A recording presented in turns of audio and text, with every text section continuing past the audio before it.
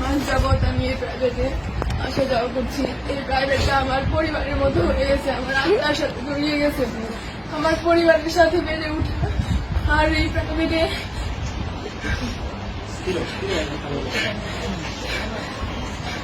প্রাইভেটটাকে আমার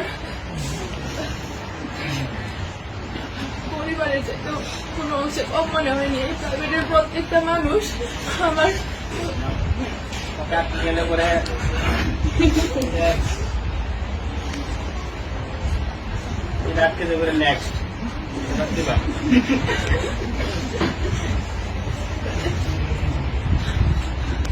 আর আমাকে সমাজকর্মের সামনে শিখাইছে যে কিভাবে নিজের লুকিয়ে থাকা প্রতিভাকে জাগিয়ে তুলতে হয়, কিভাবে স্বপ্নকে বড় করতে তুলতে হয়, নিজের প্রতিভাকে জাগিয়ে তোলার প্রেরণা জাগাইছে স্যার।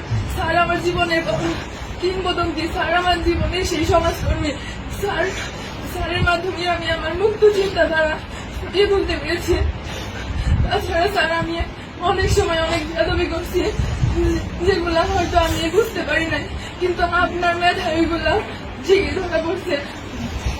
আমার বন্ধু বান্ধবদের সাথে অনেকের সাথে অনেক খারাপ ব্যবহার করে ফেলছে অনেক সময়। সবাই তোমরা আমার দৃষ্টিতে দেখবা। তাছাড়া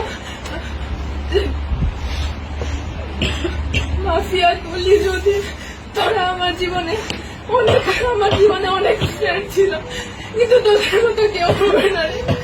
প্রতিটা মুহূর্তে আমি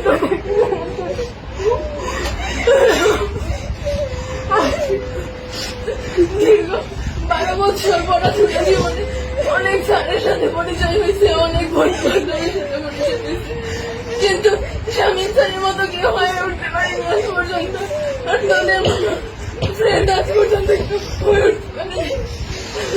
আমি ক্লাসের মধ্যে অনেক কথা কাউন্টার দিতাম যাতে অনেকে বিরক্ত হতাম। সবাই আমাকে ক্ষমা করে দিও। আমার